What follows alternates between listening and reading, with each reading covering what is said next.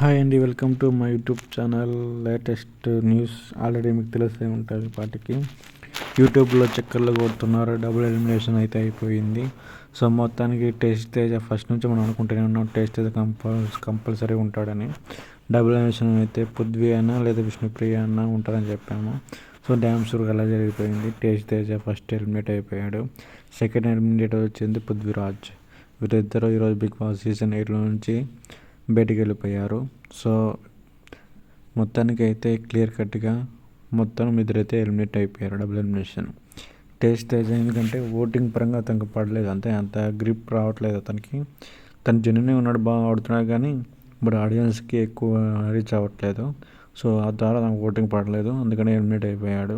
So మొత్తానికి అయితే వాళ్ళ అమ్మాయిని బిగ్ బాస్ సీజన్స్లో తీసుకురావడం తన కళ అన్నాడు, కళ నేర్చుకున్నాడు. సో నెక్స్ట్ పృథ్వీరాజు ఎప్పుడో థర్డ్ వీక్ వెళ్ళాల్సిన వ్యక్తి ఇన్ని వారాలు వచ్చాడంటే బాగా కష్టపడి ఆడాడు, సర్వర్ అయ్యాడు. అది కాక తన ఫ్రెండ్ నిఖిల్, గొప్పక్క, విష్ణుప్రియ ఓట్లు వాడు పన్నాయి కాబట్టి ఇన్ని వారాలు వీక్కుంటూ వచ్చాడు. సో తన గేమ్స్ కూడా బాగా ఆడాడు, అందుకని తను ఇన్ని వారాలు వచ్చాడు. కానీ ఇంకా లాస్ట్ స్టేజ్ కదా, ఒకరే మిగులుతారు ఫైనల్, కాబట్టి ఈ వీక్ అయితే వెళ్ళిపోయాడు. సో ఇన్ని వారాలు రావడం చాలా గ్రేట్. పృథ్వీరాజ్ కూడా బాగా ఆడాడు. సో టేస్ట్ తేజ, పృథ్వీరాజ్ ఈరోజు డబుల్ ఎలిమినేషన్ అయితే అయిపోయింది. సో నెక్స్ట్ ఈరోజు ఫస్ట్ ఫైనలిస్ట్ అవినాష్ అయినాడు కాబట్టి ఎలిమినేషన్ నుంచి తను లేడు, ఆల్రెడీ సేవ్ అయిపోయాడు. సో మిగతా కంటెస్టెంట్ చూసుకుంటే టేస్ట్ తేజ, పృథ్వీరాజ్ ఎలిమినేటెడ్ అయిపోయారు.